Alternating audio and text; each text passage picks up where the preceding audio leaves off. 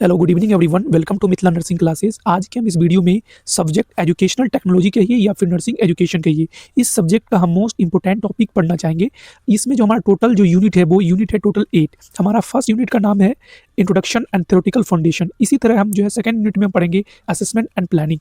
तो हम ऐसे ऐसे करके जो है हमारा कुछ 8 यूनिट्स है जिसको हम पहले वन बाय वन डिस्कस करना चाहेंगे। हमारा थर्ड यूनिट का नाम है इम्प्लीमेंटेशन। फोर्थ यूनिट जो है हमारा वो है teaching in the clinical settings, ये हमारा फोर्थ यूनिट है। फिर हमारा फिफ्थ यूनिट में कहता है एजुकेशनल एंड टेक्नोलॉजी मीडिया के बारे में, तो ये हमारा फिफ्थ यूनिट है। और इस तरह से हमारा सिक्स यूनिट में कहा गया है असेसमेंट एंड इवैल्यूएशन के बारे में। ये जो हमारा असेसमेंट और इवैल्यूएशन है ये भी हमारा मोस्ट इंपॉर्टेंट टॉपिक है। और उसके तरफ हम आगे तरफ बढ़ते जाएँ तो हमारा फिर आता है आपको जो कि सेवन्थ यूनिट, जिसके बारे में हम है गाइडेंस और क्या है काउंसलिंग एंड डिसिप्लिन, इसके बारे में बताया गया है। और इसी तरह जो है हम अब जो है यूनिट 8 में हमारा एजुकेशन बेस्ड टीचिंग है और नर्सिंग एजुकेशन के बारे में बताया गया है। तो आइए हम चलते हैं अपने मोस्ट इंपोर्टेंट टॉपिक्स के ऊपर। इसमें जो हमारा टॉपिक्स हैं, फर्स्ट जो हमारा क्वेश्चन है वो है नर्सिंग एजुकेशन के बारे में कि एजुकेशन क्या होता है। इसका डेफिनेशन अगर हम देखें तो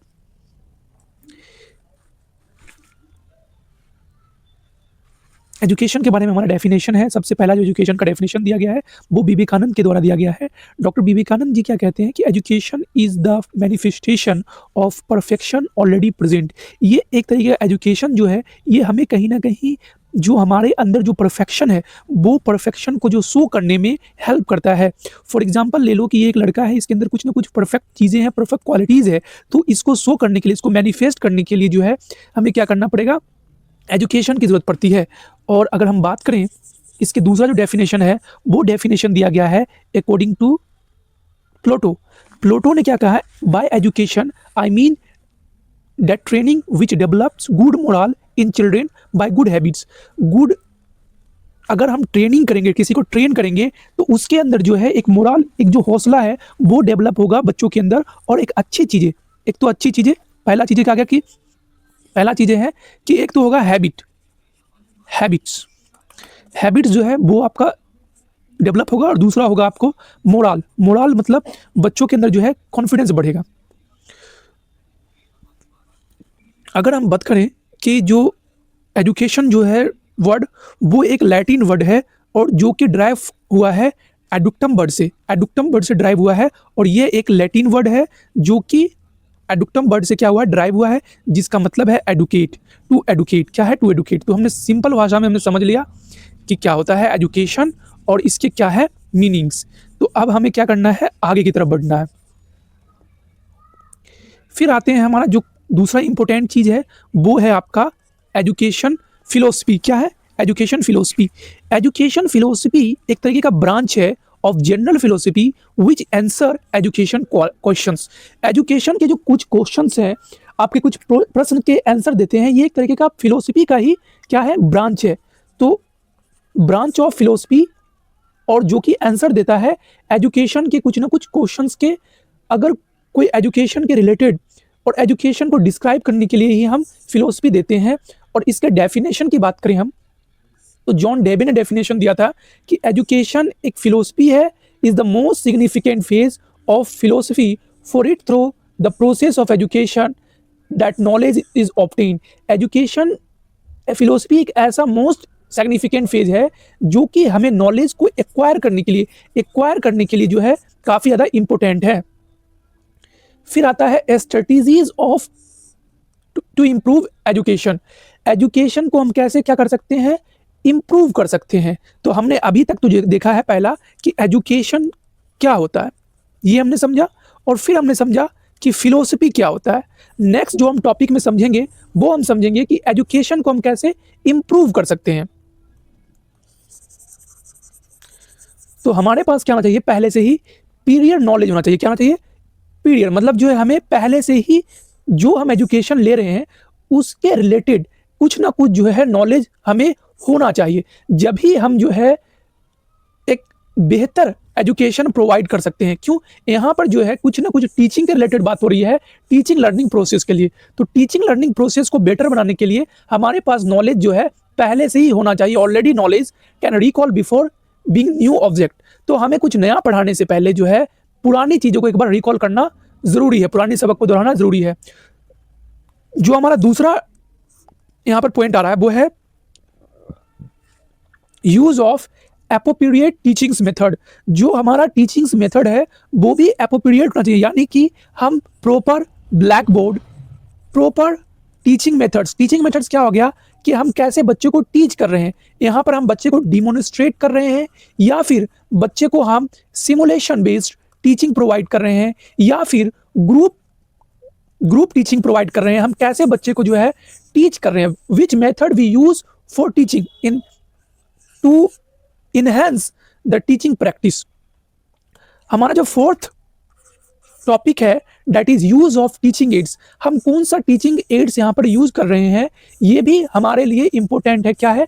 एक टीचिंग लर्निंग प्रोसेस को बढ़ाने के लिए, मीन्स दैट हम जो है फ्लैश कार्ड या फिर लेसन प्लान या फिर हम जो है पीपीटी, तो इन सभी का हम यूज तरीके से कर रहे हैं। अगर हम तरीके से कर रहे हैं दैट मीन्स हमारे टीचिंग और लर्निंग, बच्चों के अंदर लर्निंग और हमारा जो टीचिंग प्रोसेस है उसको कहीं ना कहीं इनहेंस करता है। फिर है फिफ्थ पॉइंट में स्टूडेंट पार्टिसिपेशन, यानी कि जो स्टूडेंट यहाँ पर पार्टिसिपेट कर रहे हैं उसका कुछ ना कुछ कंट्रीब्यूशन है या नहीं है। ये भी हमारा कहीं ना कहीं आपका इंपॉर्टेंट रोल क्या करता है, इंपॉर्टेंट रोल प्ले करता है स्टूडेंट का पार्टिसिपेशन। फिर हमारा सिक्स पॉइंट है मोटिवेशन एंड रीइंफोर्समेंट। हमारा जो है मोटिवेशन मतलब जो चीज हम पढ़ा रहे हैं उसके उस टॉपिक के रिलेटेड बच्चों के अंदर जो है मोटिवेशन होना बहुत ज़रूरी है, और रीइंफोर्समेंट कहीं ना कहीं उत्सुक मतलब जोर का भावना जो है होना बहुत ज़रूरी है। फिर है सेवन पॉइंट में इवैल्यूएशन एंड फीडबैक। जो हम लोग जिस टॉपिक को हम टीच कर रहे हैं उसका ऑब्जेक्टिव फुलफिल हुआ है या नहीं, इसको इवैल्यूएट करना और बच्चों से फीडबैक लेना भी इम्पोर्टेंट है। फिर हम जो चलते हैं हम थर्ड यूनिट की तरफ, जो कि है हमारा, अभी हम फर्स्ट यूनिट को ही एक बार और समझाने की कोशिश करेंगे आपको कि फर्स्ट यूनिट में हमने जो देखा है वो है हमारा जो इंपॉर्टेंट क्वेश्चन है वो है explain the definition, aim and scope of education. Education को हमें डिफाइन करना है, तो एजुकेशन को हम डिफाइन करेंगे, education is the process of acquiring knowledge, skill, values, attitude through formal और इनफॉर्मल लर्निंग मेथड्स। हम जो है अपने अंदर नॉलेज को एक्वायर करते हैं, अपने अंदर वैल्यूज के मतलब होता है कि हम कैसा अपने अंदर जो है गुण, कौन सा गुण हम जो डेवलप करते हैं, मतलब अच्छा गुण, हमारा जो कैसा स्वभाव होता है वो, एटीट्यूड्स, उसको डेवलप करना, उसको एक्वायर करना, दैट इज एजुकेशन। फिर इसके कुछ डेफिनेशन है। डेफिनेशन जैसे प्लेटो ने दिया कि education is the process of guiding individual towards the realisation of their potential and the development of just society. Plato ने क्या कहना चाहा कि एजुकेशन जो है, एजुकेशन मतलब शिक्षा, यह एक ऐसा प्रोसेस है जो कि बच्चों के अंदर जो है उसको शेप करने का, मतलब उसको शेप करने का काम करता है। जो उसके अंदर पोटेंशियल है उसको कहीं ना कहीं मैनिफेस्टेशन शो करने की कोशिश करता है, जिससे कि बच्चों को रियलाइज हो सके कि वो क्या है, और उसको डेवलप करने में सोसाइटी के प्रति जो है उनको एक सही दिशा दिखाने के लिए ही एजुकेशन वर्ड यूज किया गया है। अब हम आते हैं एम्स ऑफ एजुकेशन। क्या एम्स है एजुकेशन के, क्या एजुकेशन का पर्पस है? Education serves multiple purposes in shaping individual and society और इंडिविजुअल को शेप करने में काफ़ी पर्पसफुल है, उद्देश्यफुल है। पहला जो हमारा पॉइंट है इसमें, ये सब हमारा क्या है, पहले तो हमने डेफिनेशन समझ लिया, अब हम एम समझ रहे हैं। अब एम्स ऑफ एजुकेशन में हमारा पहला पॉइंट है इंडिविजुअल डेवलपमेंट। इंडिविजुअल डेवलपमेंट करने में हमें किसका जरूरत पड़ता है? एजुकेशन का। अब इंडिविजुअल डेवलपमेंट करने के भी कुछ सब पॉइंट्स है, जैसे कि अगर किसी इंडिविजुअल को कॉग्निटिव डेवलपमेंट करवाना है तो भी हमें एजुकेशन की जरूरत पड़ेगी। ये क्या करता है? इनहेंस करता है थिंकिंग को, रीजनिंग को और प्रॉब्लम सॉल्विंग स्किल को। हमें किसी इंडिविजुअल के इमोशनल डेवलपमेंट करवाना है तो भी हमें क्या करना चाहिए? एक शिक्षा, एजुकेशन की जरूरत पड़ेगी। Cultivates emotional intelligence, moral development and social development. अगर हम बात करें सोशल डेवलपमेंट में, तो सोशल डेवलपमेंट में citizenship education, prepare individual to be responsible बनाना है तो भी एजुकेशन की जरूरत पड़ेगी, कल्चरल अवेयरनेस डालनी है तो भी एजुकेशन की जरूरत पड़ेगी, और सोशल एडेप्टेबिलिटी, सोसाइटी के अंदर एडेप्टेबल बनना है तो भी जो है एजुकेशन की जरूरत पड़ेगी। इकोनॉमिक डेवलपमेंट, अगर इकोनॉमिकली डेवलपमेंट करवाना है, जैसे कि कोई वोकेशनल या फिर प्रोफेशनल स्किल सिखाना है आपको बच्चे को, तो भी क्या है, आपको एजुकेशन की जरूरत पड़ेगी। और ये जो है कहीं ना कहीं प्रिपेयर करता है individual for correct and economic self sufficiency, जो इसके अंदर सेल्फ सफिशिएंसी भी जो है आता है। फिर है नेशनल डेवलपमेंट, हमारा नेशनल कहीं ना कहीं डेवलपमेंट करता है साइंटिफिक एंड टेक्नोलॉजिकल एडवांसमेंट, मतलब कहीं ना कहीं हमारा नेशन भी तो एजुकेशन से बेनिफिशियल होता है। डेमोक्रेटिक वैल्यूज, हमारा जो डेमोक्रेटिक वैल्यूज है, जो भी हमारा पॉलिटिकल पार्टिसिपेशन है, एजुकेशन की तरह स्थित, एजुकेशन के ही वजह से तो आगे बढ़ेगा। ग्लोबल पर्सपेक्टिव, तो एजुकेशन का एम क्या है, ग्लोबली तौर पे जो हमें क्या करना है, रिप्रेजेंट करना है, तो कहीं ना कहीं एजुकेशन का हेल्प लेना पड़ेगा, एजुकेशन का हेल्प लेना पड़ेगा। फिर हम बात करेंगे यूनिवर्सल ब्रदरहुड, अगर हमें दो कंट्री के बीच में भाईचारा बनाना है, पीस, हार्मनी या फिर इंटरनेशनल कॉर्पोरेशन बनाना है, तो आपको एजुकेशन की जो सहायता है वो लेनी पड़ेगी। प्रॉब्लम सॉल्विंग माइंडसेट, माइंडसेट को भी अगर प्रॉब्लम सॉल्व माइंडसेट है तो आपको जो है कहीं ना कहीं, अगर आपको प्रॉब्लम सॉल्व करना है, कोई ग्लोबल चैलेंजेस है लाइक पॉवर्टीज हो गया, क्लाइमेट चेंज हो गया, या फिर इनइक्वलिटी है, ये सब को सॉल्व करने में जो है एजुकेशन की जरूरत पड़ती है। फिर आता है हमारा दूसरा मोस्ट इंपॉर्टेंट, जो कि एग्जाम में आ सकता है आपका, वो है अप्रोचेस टू एजुकेशन। हम जो है एजुकेशन को कैसे कैसे अप्लाई कर सकते हैं, तो ट्रांसफॉर्मेशनल एजुकेशन, जिसमें कि जो है हम ट्रांसफॉर्मेट कर सकते हैं, किसी चीज को बदलना है, जैसे हम एजुकेशनल के जरिए किसी चीज का ट्रांसफॉर्मेशन कर सकते हैं। हमें पहला टॉपिक लगा के लिखना, जैसे कोई व्यवस्था है, कोई मैनेजमेंट है, उस मैनेजमेंट को एक सीक्वेंस से लगाने के लिए, उस मैनेजमेंट को आपको शालीनता से चलाने के लिए एजुकेशन की जरूरत पड़ेगी। और तो और एजुकेशन की जरूरत, relationship based education, relationship based education में क्या होता है कि जो है आपको रिलेशनशिप बेस्ड एजुकेशन के अंदर हमें इम्फेसाइज करता है ट्रस्ट को बिल्डअप करने में, और स्टूडेंट टीचर को क्या है बॉन्ड बनाने में, और सेफ इन्वायरमेंट बनाने में, कोलैबोरेटिव लर्निंग करने में, इमोशनल ग्रोथ करवाने में जो है हमारा इसमें क्या है, अप्रोचेज है। इस तरह से हमारा एजुकेशन वर्क करता है। कंपिटेंसी, कंपिटेंसी बेस्ड एजुकेशन के अंदर क्या होता है, किसी चीज को जो हम लर्न कर सकते हैं, किसी स्किल को, एक पार्टिकुलर स्किल को जो है लर्न करने में जो है सहायता करता है। पर्सनलाइज बेस, हमें जो है खुद के कैपेबिलिटीज को जो है इवॉल्व करने में भी कंपिटेंसी बेस्ड एजुकेशन एक इंपॉर्टेंट रोल प्ले करता है। क्लियर आउटकम्स, जो है जो हम स्किल सीखेंगे उसका एक क्लियर आउटकम होगा, इसके अंदर भी जो है कहीं ना कहीं इंपॉर्टेंट रोल प्ले करता है। स्कोप ऑफ एजुकेशन सॉरी, अब उसके बाद हम बात करेंगे कि एजुकेशन के क्या स्कोप है, तो ये 5 नंबर में क्वेश्चन भी आ सकता है कि स्कोप ऑफ एजुकेशन, एजुकेशन के क्या स्कोप है। फर्स्ट जो हमारा टॉपिक है, इसमें आंसर लगा के आपको लिखना है इंडिविजुअल डेवलपमेंट, मतलब किसी इंडिविजुअल को डेवलप करने में जो है एजुकेशन एक इंपॉर्टेंट रोल प्ले करता है। Enhancing knowledge, develop personality, emotional intelligence, social development करवाने में भी कहीं ना कहीं जो है एजुकेशन एक इंपॉर्टेंट रोल प्ले करवाता है। जैसे इनकरेजेस सिटीजनशिप, हमें जो समाज में रहने का तौर तरीका, सोशल हार्मनी, कैसे लोगों से बात करना है, ये है। फोस्टर कल्चरल अवेयरनेस, तरह तरह के कल्चरल को सीखना है, अवेयर होना है, तो भी हमें एजुकेशन की तरफ आना पड़ेगा। इकोनॉमिक डेवलपमेंट, अगर आपको इकोनॉमिकली रूप से स्ट्रॉन्ग होना है तो भी एजुकेशन की तरफ आपको करना पड़ेगा रुख। Provide implement skills, financial stability, political awareness, अगर आपको पॉलिटिकली रूप से भी स्ट्रॉन्ग होना है, एजुकेशन के राइट्स को जानना है। इनक्रेजेस डेमोक्रेटिक पार्टिसिपेशन, आपके इक्वलिटी, आपके राइट्स, आपका पार्टिसिपेशन के बारे में आपको गाइड करता है। टेक्नोलॉजिकल एंड साइंटिफिक ग्रोथ चाहिए तो भी आपको एजुकेशन का हेल्प लेना पड़ेगा। इन्वायरमेंट के बारे में आपको अवेयरनेस चाहिए कि हमारा जियोग्राफिकल वेदर, हमारा जियोग्राफिकल कंडीशन के बारे में, इन्वायरमेंट के बारे में हमें जानकारी लेना है, तो भी एजुकेशन की तरफ आपको आना पड़ेगा। और लाइफ लॉन्ग इंक्लूसिव लर्निंग के बारे में आपको जानना है, तो भी आपको जो है इसमें एजुकेशन की तरफ आना पड़ेगा। फिर आता है यूनिट 2 के इंपॉर्टेंट क्वेश्चन। यूनिट 2 के अगर इंपॉर्टेंट क्वेश्चन के बारे में हम बात करें, यूनिट 2 के इंपॉर्टेंट क्वेश्चन की बात करें, the term curriculum has been derived, इसमें पहला जो टॉपिक है वो है कैरिकुलम, इंपॉर्टेंट क्वेश्चन है कैरिकुलम। सो हम कैरिकुलम के बारे में बात करेंगे। The term curriculum has been derived from Latin word curre, which means race और course और runway on which runs to reach a goal। तो ये जो डेफिनेशन है, ये डेफिनेशन आप कह सकते हैं, आपको एग्जाम में लिखना है कैरिकुलम के बारे में। कैरिकुलम टॉपिक आ सकता है आपके इसमें। तो कैरिकुलम का क्या मतलब होता है कि ये जो है आपको रोड मैप समझ लीजिए इसको, और ये बताता है कि आपको क्या करना है और क्या नहीं करना है। फॉर एग्जाम्पल जैसे हम कोई कोर्स ले लेते हैं, उस कोर्स को हम कैसे डील करेंगे, उस कोर्स को हम कैसे अपने गोल को अचीव करेंगे, that all is under the curriculum. So curriculum का एक और डेफिनेशन है, वो दिया गया है मुर्रे के द्वारा।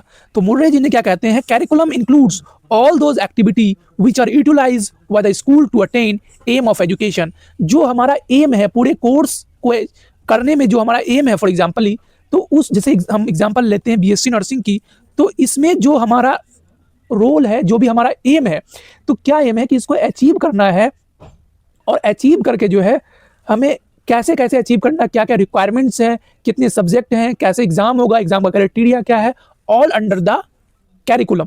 सो कैरिकुलम क्या है, अब इस कैरिकुलम के हम कुछ डेफिनेशन के बारे में टाइप्स के बारे में समझ ले। कैरिकुलम का डेफिनेशन हमने लिख लिया और डेफिनेशन को हमने समझ लिया। अब हम कैरिकुलम के टाइप्स को हम समझाना चाहेंगे। टाइप्स में क्या है, ये जो कैरिकुलम है इसके कुछ टाइप्स है, जैसे कि child centre curriculum, teacher centre curriculum, hidden curriculum, activity centred curriculum, integrated curriculum, sub centre curriculum. तो ये सब क्या है, कैरिकुलम के टाइप्स है। अब इसमें पहला टाइप है child centred curriculum.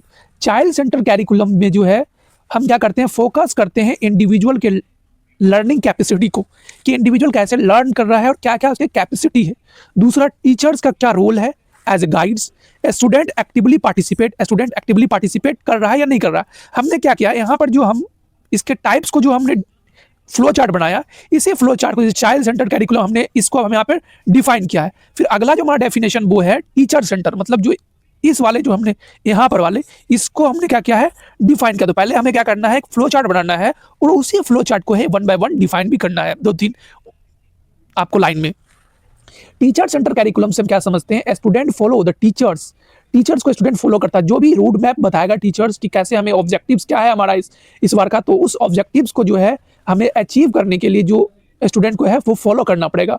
Focus on the teachers teaching skill. यहाँ पर क्या होता है, टीचर को सेंटर में रखा गया कैरिकुलम को, तो इसमें क्या होता है कि टीचर्स के स्किल के ऊपर जो है पूरा फोकस किया गया है।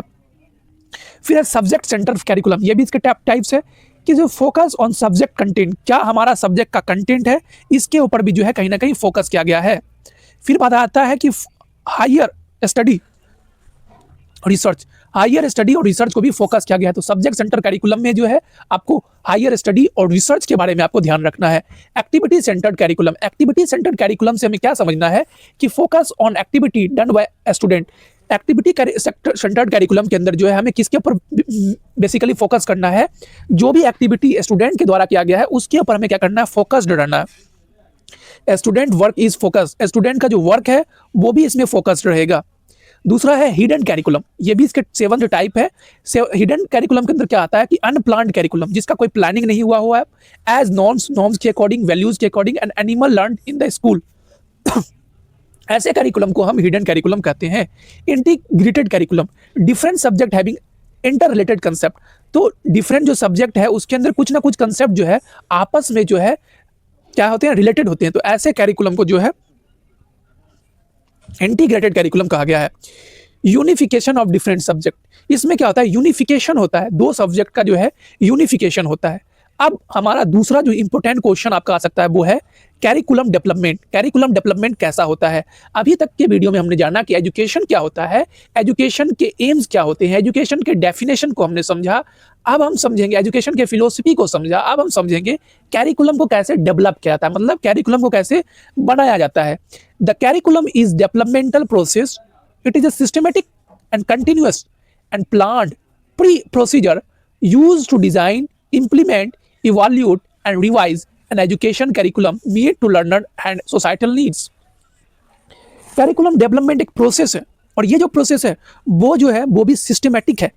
दूसरा कंटिन्यूअस है। कंटिन्यूअस का मतलब कंटिन्यू चलते रहता है, मतलब इसमें जो है डिजाइनिंग, रीडिजाइनिंग आता है। फिर है प्लान्ड, मतलब ऐसे नहीं कि कुछ भी कैरिकुलम बना दिए, प्लानिंग होती है। इसमें जो है आपके जो है सुपरवाइजर बैठते हैं, एक्सपर्ट बैठ के कैरिकुलम तैयार करते हैं। फिर है प्रोसीजर, कौन कौन से प्रोसीजर होंगे इसका भी ध्यान होता है। और डिजाइनिंग होती है, इंप्लीमेंटेशन क्या आता है कैरिकुलम को फिर उसके बाद इवैल्यूएट किया जाता है कि करिकुलम सही था या नहीं था, अगर कोई तरह का दिक्कत आती तो रिवाइज भी होता है। फिर जो है एजुकेशन का असल जो है मतलब अगर नीड्स पूरा हो जाएगा तो that is education is sufficient. अब हम चलते हैं एजुकेशन डेवलपमेंट को, समझ लिया क्या होता है, अब कैसे कैसे जो है एजुकेशन डेवलप होता है, तो इसी को जो है हमने फ्लो चार्ट में दिखाया है। पहले असेसमेंट ऑफ नीड्स, मतलब अगर हम बीएससी नर्सिंग कर रहे हैं, फॉर एग्जाम्पल यहाँ पर एग्जाम्पल लूंगा मैं, तो हमारे क्या क्या नीड्स है, पहले तो इसको एसेस करेंगे, फिर क्या हमारा ऑब्जेक्टिव है, तो उस नीड्स को बाद हमें ऑब्जेक्टिव्स, नीड्स में पता चला कि हमें नीड्स कौन कौन सी नीड्स है, उसके बाद हम क्या करेंगे, फॉर्मुलेशन करेंगे, बनाएंगे हमारे क्या क्या ऑब्जेक्टिव्स है।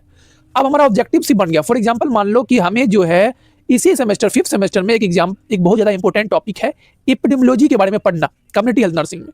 तो एपिडेमियोलॉजी को पढ़ना हमारी नीड्स है, क्योंकि हम जो है सोसाइटी के जो डिजीज है कैसे डिस्ट्रीब्यूट होता है, कहाँ होता है, कैसे होता है, इसके बारे में हम पढ़ते हैं एपिडेमियोलॉजी के अंदर।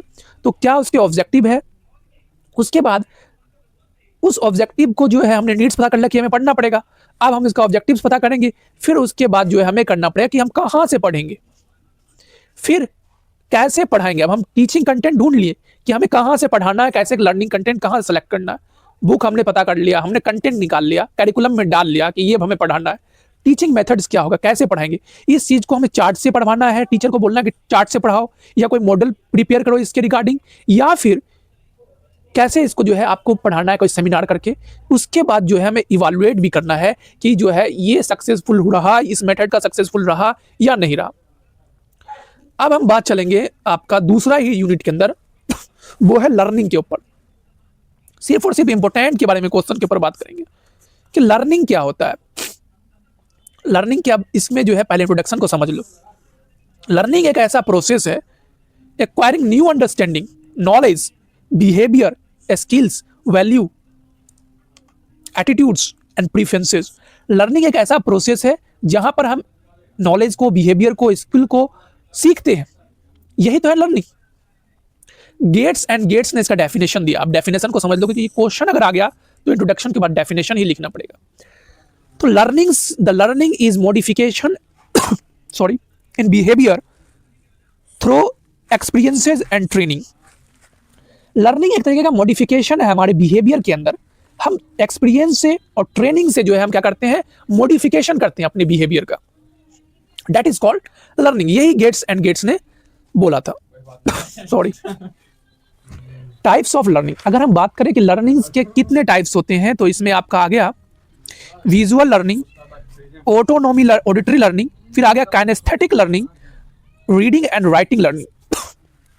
अब हम वन बाय वन जो है, जो लर्निंग का भी हमने फ्लो चार्ट देखे हैं, उसी लर्निंग को जो है वन बाय वन हम जो है डिस्कस करेंगे। आपका जो है विजुअल लर्निंग, इस विजुअल लर्निंग में क्या होता है, visual learner learn by site. हम क्या होता है, कुछ देख के जो हम सीखते हैं। These learner benefit from image, diagram, graphic charts. मतलब हम कोई डायग्राम से, कोई ग्राफिक्स से, कोई इमेज से जो हम जब सीखेंगे तो that is visual learning. Auditory learning जो है वो हम auditory learners by having these learner, मतलब हम कुछ ना कुछ साउंड से जो है सुन के जो हम सीखते हैं, that is under the auditory learning. इसमें जो है हम लिसन, कुछ सुन के, स्पीकिंग, ग्रुप डिस्कशन, हम जो है कुछ ग्रुप डिस्कशन करके जो है हम इसमें क्या हो सकता है, यहाँ पर से हम सीख सकते हैं। रीडिंग राइटिंग लर्निंग, मतलब जो है कुछ चीज को हम पढ़ के या फिर लिख के, जैसे अभी मैं यहाँ पर लिख के कुछ ना कुछ लर्न करने की कोशिश कर रहा हूँ, that is under the reading और writing learning. For example making detail notes, अगर हम डिटेल नोट्स बना रहे हैं, री राइटिंग कर रहे हैं, नोट्स को 2 बार 3 बार ट्वाइस या फिर रिवाइज कर रहे हैं उसी चीज को, तो कहीं ना कहीं हम कुछ ना कुछ अपने बिहेवियर के अंदर जो है, अपने स्किल के अंदर, अपने नॉलेज के अंदर क्या करते हैं, मॉडिफिकेशन करते हैं। तो ये चीज हमें याद रखना है मॉडिफिकेशन टर्म को, क्योंकि यही वर्ड्स जो है गेट्स ने दिया था। काइनेस्थेटिक लर्निंग, काइनेस्थेटिक लर्निंग क्या होता है, काइनेस्थेटिक लर्निंग जो है वो जो है कहीं ना कहीं टच करके सीखते हैं। जैसे कि हमने किसी चीज को प्रैक्टिकली देखा, उसे टच किया और उस चीज से हमने सीखा है, दैट इज काइनेस्थेटिक लर्निंग। जैसे हमने मूवमेंट को देख के, टैक्टाइल प्रेजेंटेशन, हमने कोई ऐसी चीज जिसको हम छू सकते हैं, उसको हमने देखा उस वस्तु को, उसके बाद हमने सीखा अच्छा ये चीजें हैं। फिर है मॉडल्स एंड मटेरियल्स, जो हमारे मॉडल्स हैं, मटेरियल्स है उसको हमने देखा, उसका हमने डिमोन्स्ट्रेशन हुआ, तो उसके बाद हमने उस चीज़ को सीखा। फिजिकल इंटरेक्शन, हमने जैसे कहीं हमारा विजिट हुआ तो हम जो फिजिकली उस चीज़ से इंटरेक्ट होते हैं। जैसे फॉर एग्जांपल हमारा किसी, जैसे हम आपको किसी फील्ड में ले गए तो आप उन चीज़ों को वहाँ पर फील्ड में जाकर देखते हैं कि हाँ हकीकत में ऐसे हो रहा है, वहाँ ऐसे हो रहा है। अब जो है इसका कुछ डिसएडवांटेज नहीं, सॉरी, अब यूनिट 2 में ही आपको दूसरा जो क्वेश्चन है वो है आपका क्या है, लेसन प्लान। लेसन प्लान भी इंपॉर्टेंट टॉपिक है, तो हम लेसन के प्लान के बारे में पहले आप समझते हैं कि लेसन प्लान क्या होता है। A clear and detailed description of the objective to be achieve during the class time with teachers. For example, ये मैं आपको आसान भाषा में समझाता हूँ कि लेसन प्लान क्या होता है। जैसे मैं अभी यहाँ पर 2 आवर का लेक्चर ले रहा हूँ, 2 घंटे का लेक्चर है या फिर 1 घंटे का ही लेक्चर मान लो, उसी 1 घंटे में मेरा ऑब्जेक्टिव क्या है कि टोटल जो नर्सिंग एजुकेशन सब्जेक्ट है, नर्सिंग एजुकेशन, उस नर्सिंग एजुकेशन के सब्जेक्ट को होल 1 शॉट वीडियो बनाया जाए, इंपॉर्टेंट हो। तो ये हमारा ऑब्जेक्टिव है ड्यूरिंग अ क्लास टाइम, इसी क्लास टाइम में। तो ये जो है आपका यही हमारा लेसन प्लान होता है। और ऑब्जेक्टिव ऑफ लेसन प्लान, क्या ऑब्जेक्टिव है, उद्देश्य क्या है हमारा, पर्पस नहीं, यहाँ पर आपका क्या ऑब्जेक्टिव, यहाँ पर पर्पस क्या है आपका यहाँ पर लेसन प्लान का, इसके बारे में हम आइए बात कर लेते हैं। Helps the teacher to teach an organize manner, organize manner में किसी चीज को टीच करने में कहीं ना कहीं हेल्प करता है। Ensure achievement of learning objective, तो ये हमारा था कि लर्निंग ऑब्जेक्टिव को भी अचीव करने में हमारा कहीं ना कहीं रोल प्ले करता है। Save times and avoid unnecessary deviation, तो हमारा जो है टाइम को भी सेव करता है। अब हमारे पास कोई प्लानिंग नहीं रहेगा कि हमें क्या पढ़ाना है, कैसे हमें पढ़ाना है और क्या हमारा ऑब्जेक्टिव है इस ड्यूरिंग सेशन में, कौन कौन से टॉपिक के ऊपर डिस्कशन करना। अब हम अभी 1 घंटे के 1 घंटे के वीडियो के अंदर जो है पूरा टॉपिक लेके बैठ जाए, होल सिलेबस ही लेके बैठ जाए, तो उससे क्या होता है कहीं कहीं भी हम पहुंच जाएंगे, डेविएशन हो जाएगा कि हमें कुछ जो एग्जाम के पॉइंट ऑफ व्यू से हटके हम कुछ और ही आपको ज्ञान देने लगेंगे। तो हमें कहाँ पे रहना है, अपने रोड मैप पे ही रहना है, अपने कैरिकुलम के अंदर ही रहना है। हमारा जो लेसन प्लान है आज का, जो हमने ऑब्जेक्टिव किया कि VVI मोस्ट इंपोर्टेंट क्वेश्चन, उसी के ऊपर रहना।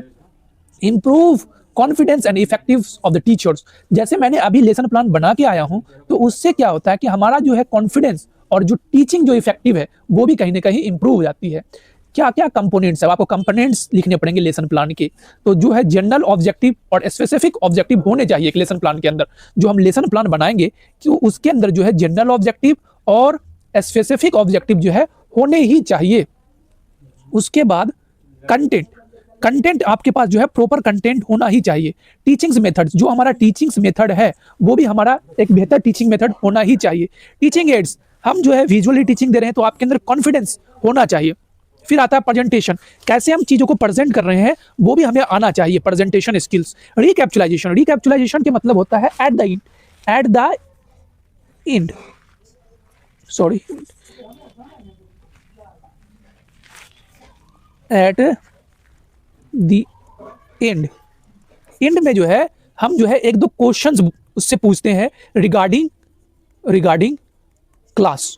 जैसे मैं अभी क्वेश्चंस आपको लास्ट में कुछ क्वेश्चन पूछूंगा कि भाई मैंने इतनी देर पढ़ाया, अब आप जो है कुछ क्वेश्चन के जवाब दो। अगर आप जवाब दोगे तो मुझे लगेगा कि इफेक्टिव क्लास था, ठीक है। फिर करेंगे बात इवैल्यूएशन, इवैल्यूएशन भी हमें जरूरी रखना है, लास्ट में मैं इवैल्यूएट भी करूंगा। अगर ये ऑनलाइन क्लासेस होता, जैसे कि हमारे साथ कुछ बच्चे लाइव क्लास अगर मैं लेता, तो रिकॉर्डेड क्लास है तो मैं इसमें इवैल्यूएट करूंगा, पर नेक्स्ट वीडियो में। अभी तो मैं क्वेश्चन पूछ लूंगा और कमेंट बॉक्स में आपको जवाब देना है और उसके बाद इवैल्यूएट भी करेंगे। तो जो हमारा कंपोनेंट्स होगा वो कंपोनेंट्स क्या है लेसन प्लान के, इन सभी कंपोनेंट्स में बात करने पड़ेंगे। तो लेसन प्लान के डेफिनेशन हमने देख लिया, लेसन प्लान के ऑब्जेक्टिव्स को हमने देख लिया, कंपोनेंट्स हमने देख लिए। उसके बाद जो है हम बात करेंगे यूनिट 3 की, जो कि हमने बात कर लिया है। यूनिट 3 की हमने यूनिट 2 तक कंप्लीट कर लिया, अब हम यूनिट 3 की बात करेंगे। यूनिट 3 में एक मोस्ट इंपोर्टेंट टॉपिक, देखो हम यूनिट बाय यूनिट जा रहे हैं। पहले हमने यूनिट 1 में देख लिया नर्सिंग एजुकेशन को, एजुकेशन के बारे में, एजुकेशन फिलोसफी। यूनिट 2 में हमने लर्निंग को देख लिया। अब यूनिट 3 में हम जो है माइक्रो टीचिंग को देखेंगे। देखो हम यूनिट बाय यूनिट जा रहे हैं।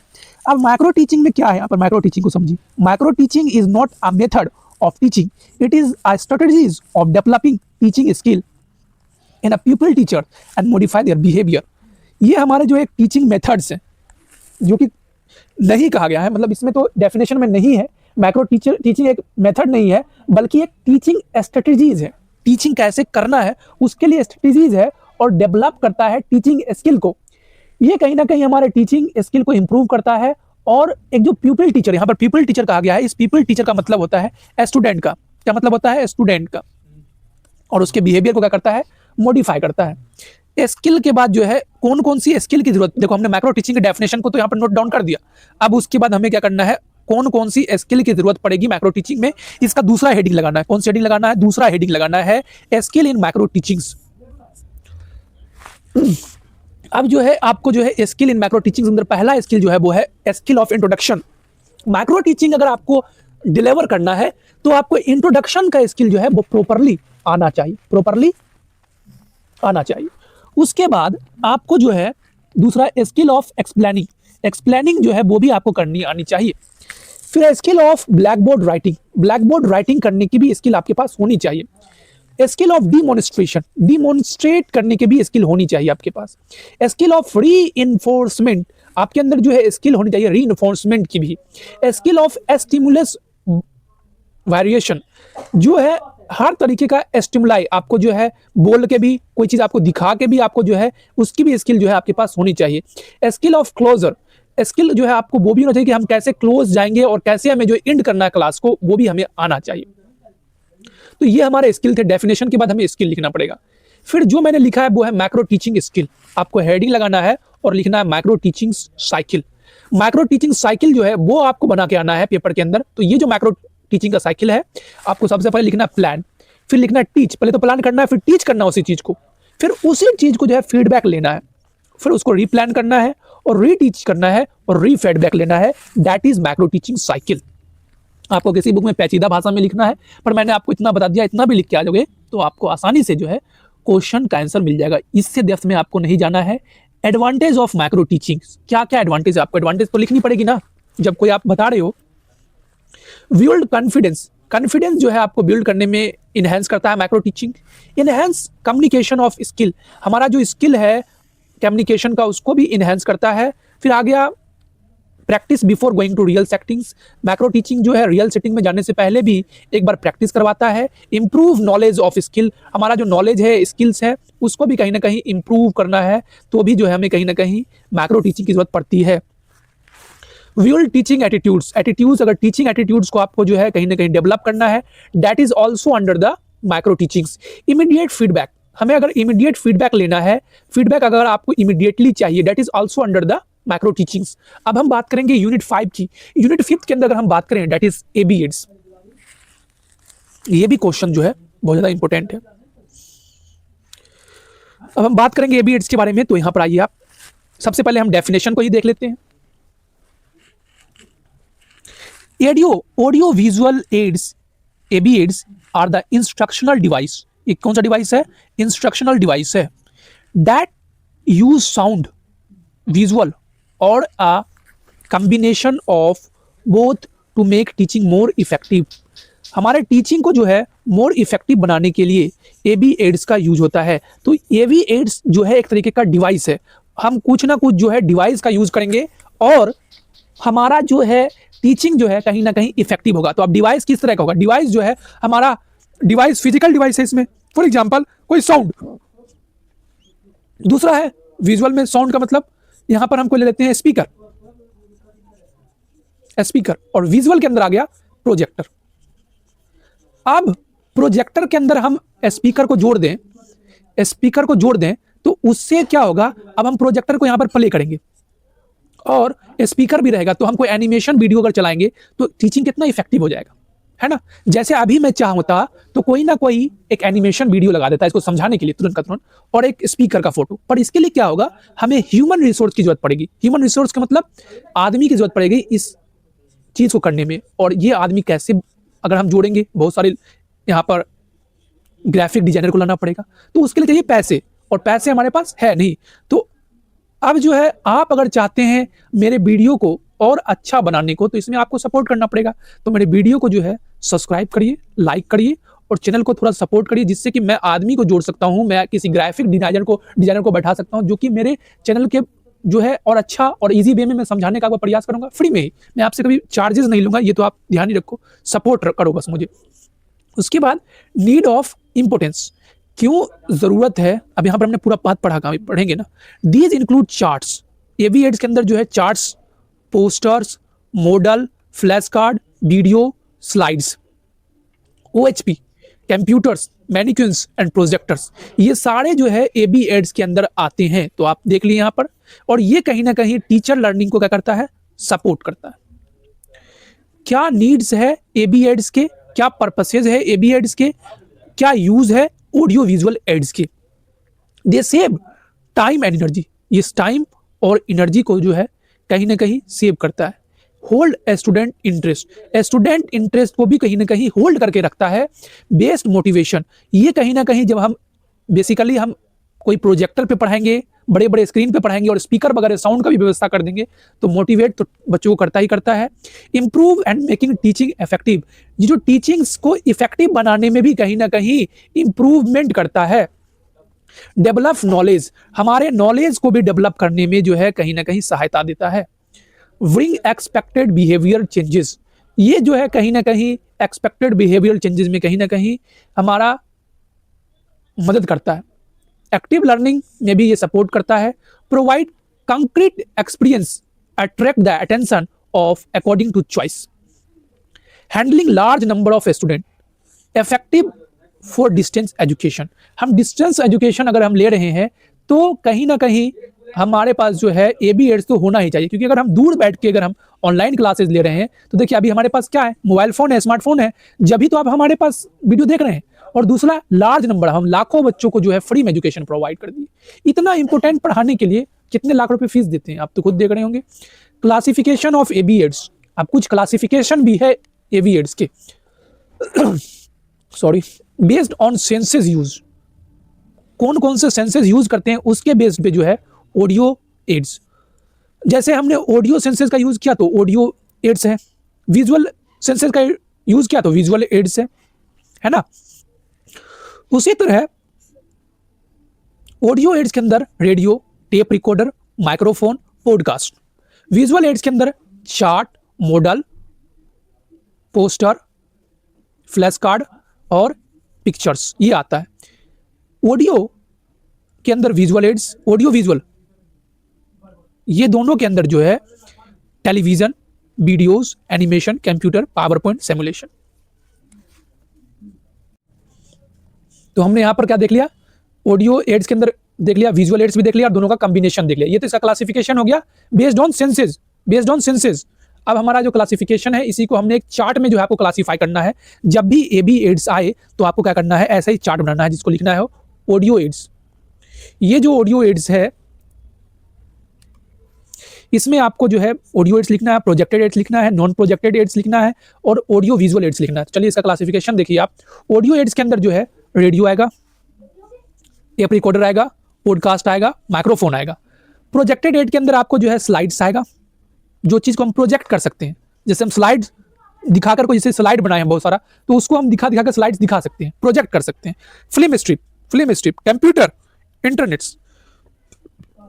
नॉन प्रोजेक्ट के अंदर क्या आ गया, maps, charts, cartoons, news clippings, flash card and graphics. तो ये सब चीज़ जो है नॉन प्रोजेक्टेड के अंदर आता है। फिर आ गया ऑडियो विजुअल। तो ऑडियो विजुअल जो है दोनों का कॉम्बिनेशन है। तो इस कॉम्बिनेशन को अगर हम देखें तो इसमें तो हमने आपको पहले बता दिया कॉम्बिनेशन। यहाँ पे टेलीविजन आ गया, वीडियोज आ गया, एनिमेशन आ गया, कंप्यूटर आ गया, पावर पॉइंट आ गया, सिमुलेशंस आ गया। फिर उसके बाद इंपोर्टेंस, क्या इंपोर्टेंस है AB एड्स का।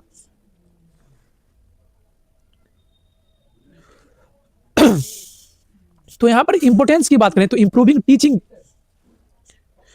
के जो है कहीं ना कहीं इसको इंप्रूव करता है। मेकिंग इट इंटरेस्टिंग, कहीं ना कहीं इंटरेस्टिंग बनाता है AB ads.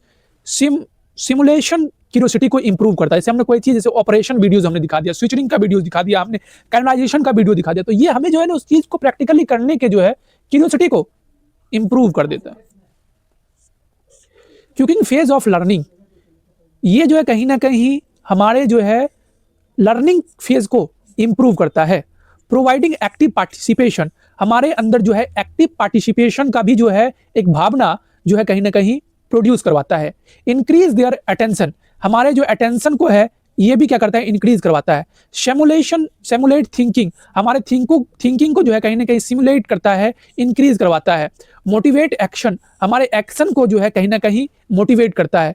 To give variety in learning experiences. हमारे लर्निंग एक्सपीरियंसेस को भी जो है कहीं ना कहीं एक वैरायटी ऑफ लर्निंग एक्सपीरियंसेस जो है ये भी हमें एबीएड से ही मिलता है। इंक्रीज वैकुलरी, हमारे वैकुलरी जो डेवलपमेंट है इसमें भी जो है एबीएड, क्योंकि हम जहां से देखेंगे सीखेंगे सुनेंगे तो उनसे क्या होगा, वैकुलरी डेवलपमेंट भी होगा ही। प्रिंसिपल ऑफ एबीएड्स, अब ये भी हमारा टॉपिक लगाना पड़ेगा जब भी एबीएड्स लॉन्ग में आएगा तो आपको जो है एबीएड्स का डेफिनेशन, एबीएड्स का क्लासिफिकेशन और एबीएड्स का प्रिंसिपल और एबीएड्स का इंपोर्टेंस, ये तो आपको लिखना ही पड़ेगा। तो प्रिंसिपल मैंने लास्ट में लिखा है, तो प्रिंसिपल को भी देख लीजिए। प्रिंसिपल क्या है, पहले तो हमें प्रिपरेशन करना है, फिर हमें सिलेक्शन करना है, फिर हमें फिजिकल कंट्रोल करना है, फिर हमें क्या करना है, रिस्पॉन्स करना है, और उसके बाद जो है हमें क्या करना है, इवैल्यूएट करना है, इवैल्यूएट करना है। ये सारे चीज करने के बाद हमें लास्ट में प्रेजेंट करना है। मतलब एबीएड्स जब हम प्रिपेयर करेंगे तो पहले तो प्रिपेयर करें, ठीक है। अब हम आदमी किसी भी ग्रुप के सामने शो करने से पहले, जो हमारा स्टूडेंट के सामने शो करने से पहले हमें क्या करना पड़ेगा, इवैल्यूएट करना पड़ेगा, है ना। उसके बाद जो है हम शो करेंगे। तो टीचर का क्या रोल है, टीचर का रोल इसमें क्या है एबीएड्स का, उसमें जो है प्रिपरेशन करने में प्लानिंग करवाता है, ये प्रिपरेशन करवाता है और ये प्रेजेंटेशन करवाता है, और फोर्थ फेज में जो है ये इवैल्यूएट भी करता है, इवैल्यूएट भी करता है। नीचे कट गया, इवैल्यूएट भी। आज के वीडियो में बस इतना ही एंड कर रहे हैं यहाँ पर।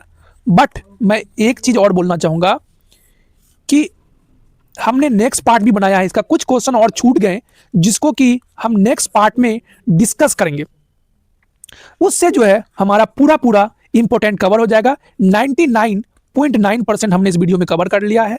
अब जो बचेगा क्वेश्चन थोड़ा बहुत और है, उसको भी हम नेक्स्ट वीडियो में कवर कर लेंगे। यहाँ तक अगर आपने हमारे वीडियो को देखा है तो एक सपोर्ट करो, जिससे कि और अच्छा, मैं यहाँ पर ग्राफिक डिजाइनर को एक रखना चाहता हूँ, जिससे कि हमें एक पर्सन की जरूरत है और इसके लिए आपकी सपोर्ट करने की जरूरत है। तो सब्सक्राइब। Thank you.